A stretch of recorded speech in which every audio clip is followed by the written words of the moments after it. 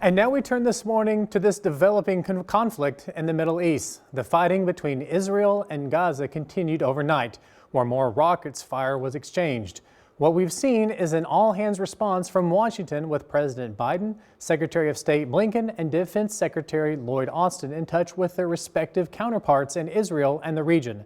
Liz Landers is in the D.C. with the latest. A second day of intense fighting continues between Hamas and Israeli military forces following air, land, and sea attack by Hamas during the pre-dawn hours of Saturday, which has claimed hundreds of lives and thousands of injuries on both sides. It's the first time in 50 years Israel has been surprised by attack. Hamas says that their deadly actions are due to the Israeli government's policy occupation of Palestinian land, along with other grievances. Israeli Prime Minister Benjamin Netanyahu responding to Hamas, saying that, quote, Israel will settle the score. In Washington, congressional leaders and President Biden both condemned the attack. Mr. Biden spoke by phone Saturday with Netanyahu and addressed the nation, offering full U.S. support.